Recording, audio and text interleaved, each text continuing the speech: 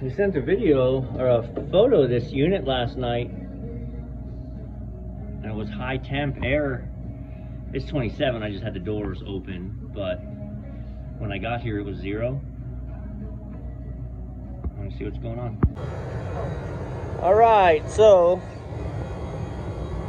this is the condensing unit to the cake freezer. Last night they sent me a picture. The cake freezer was high temp air. So they messaged me and said they turned it off at the breaker, but when I got here this morning, the breaker was on and the unit was pulled down to temp. So our sight glass is clear.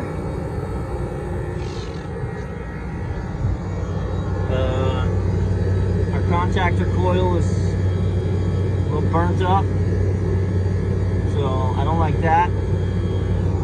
This defrost timer is just an optional piece of equipment. It's not being used because it runs its defrost from downstairs, and then your coil isn't in bad shape. So there's no reason mechanically we should have had a problem up here. So let's go downstairs and check again. All right, so we dropped the evaporator section so we can see. Definitely evidence of being frozen up. I mean, it's a cake freezer, it's deep. I mean, it lives at 10 below all the time. I put it in a defrost, right? By just holding the snowflake button down, it goes into a defrost. We're gonna go ahead and hook the amp clamps up to it, make sure the heaters are working, but I can hear it popping, so I feel like it is. All right, well, we're changing that contactor. I opened up this one just while we're here. Yeah, it may not look like a big deal.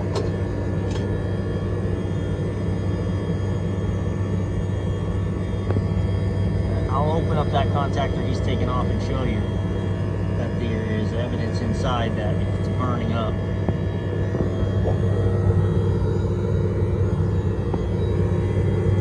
Don't like them once they're charred. Alright, so they replaced that.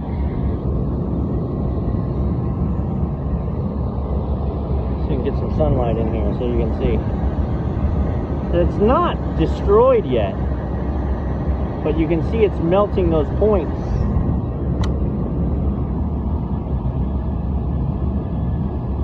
Right? It gets pitted and then it doesn't make great contact, and it gets worse and worse. You guys know. Contactors always what we're failing and having to fix. So I'm going to replace them before they fail, not get the emergency call. We're going to change this one too while we're here. This is still defrosting. I'm going to go downstairs and check it. All right, we still haven't found a mechanical reason why this unit wasn't temping last night. So I'm going to test the capacitors.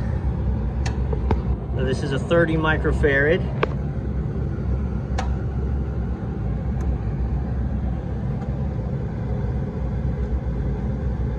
.6. Not our problem.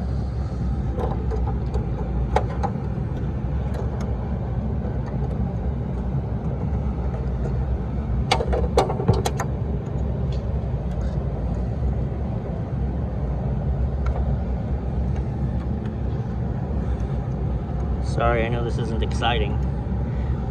Just didn't feel like cutting again. All right. So we got red on one side, blue on the other.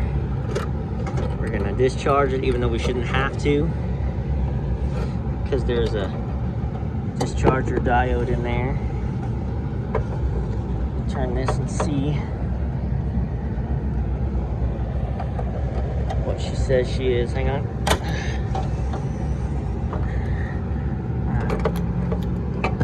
Pop her up.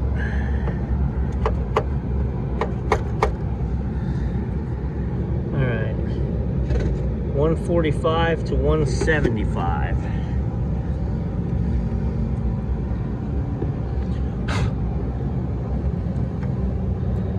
145 to 175. 172. So good capacitors, good contactor. Sight glass is full. Defrost is working. What's left? Environmental. Coil was frozen up. They left the door open. Was the cake decorator here last night restocking it with cakes? I don't know. We're gonna do a little more recon.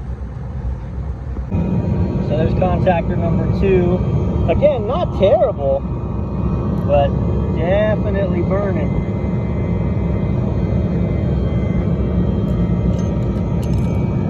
So. Retired before they're given the chance to fail us. All right, so you can control the condensing unit from here. So we've got the disconnect back on. So it is not cooling on the roof, but the fans are running just to clear out the last little bit of ice we've got up there. But I wanted to show you. So this contactor also is a little burnt up. I'm gonna pull it in. In this dark space, you should be able to see. When it disengages, look for the arc. See it? As it disengages, it creates that lightning. Hear the buzz? That is a failing contactor. That lightning is what causes the damage. And every time this cycles on and off, all day long. So I bet this thing literally turns on and off, you know, 500-700 times a day. Multiple times, every hour, all day long. It's crazy. So I'm gonna see if I have this contactor. I'm gonna pull it out. We're gonna kill the power to the whole unit. Pull that out and see if we can't change it as well, just to prevent any issues. The drain pan heater's working. Everything else is clean bill of health. So, all right, so I don't have a 2-pole 208 on me, and a 3 is not gonna fit in there. So this is not gonna get changed today.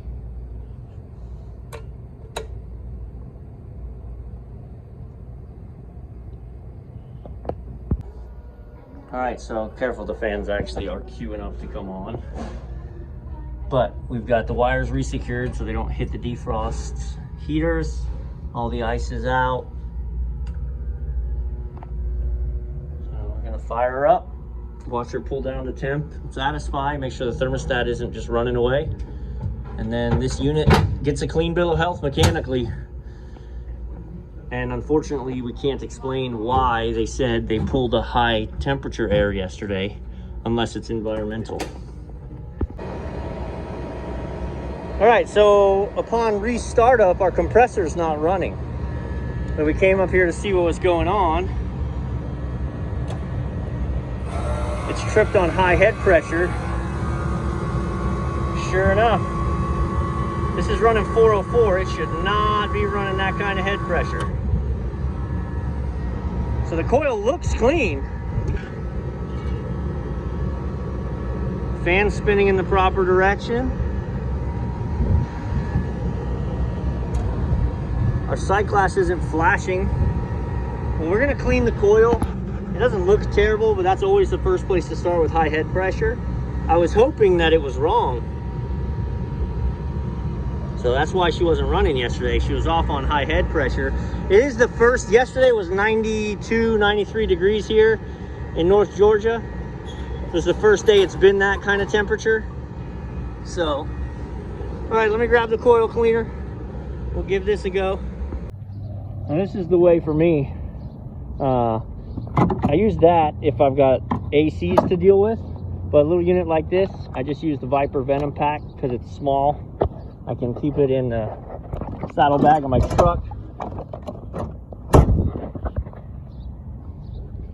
I've got water on the roof. So we'll fill that up there, get to it. So the coil looks pretty clean, but I'm looking at from the inside, I can't see any light through it. And it's a bright day out here. So I wonder if it's impacted all the way through. We're gonna pull this fan off and we're gonna clean it from the inside. So even though it looks clean, it is impacted junk in there. Look at all that flowing out of there.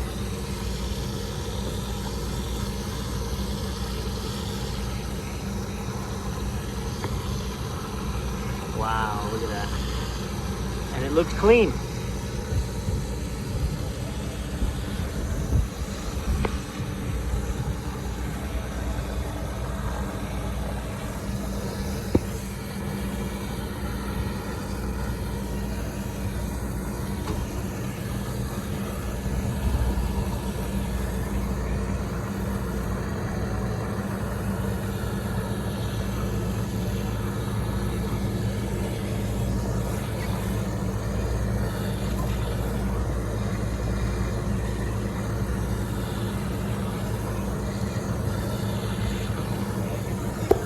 Now you can see through it.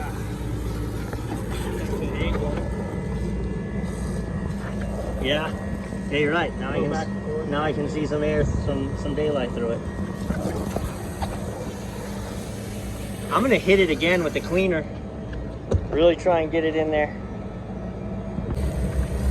Round 2.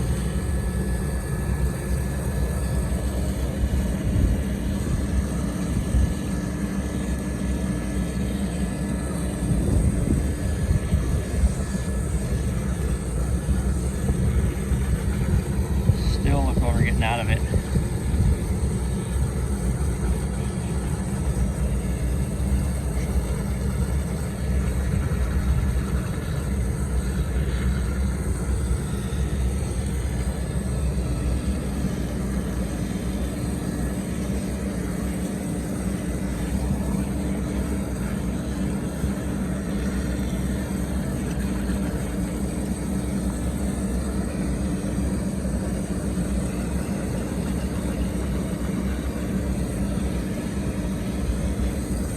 So also make sure you take all this debris and keep it moving, because if you don't, what happens is the sun evaporates the water, leaves the dust right here, and then whoop, right into the coil again.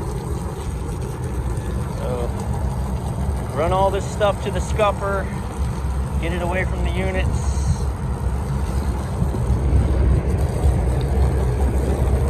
You can actually take the head off the hose, and instead of using pressure, just use volume. Lay the hose down and let it just wash everything away while you're buttoning everything up. All right, so we just started her up. Now, granted, the coil is wet, so it's gonna be crazy low pressure now. But 225, yep. That's the difference. Plugged coil. So we're gonna do this coil too while we're here, because I mean they're sisters. They've been breathing the same air. I'm sure they've been serviced the same way. I haven't done a coil cleaning on these units. You can leave that down. All right, so we're gonna let this one run, see where the head pressure levels out. But wow, what a difference! What a difference! I've not even put any cleaner on this unit yet.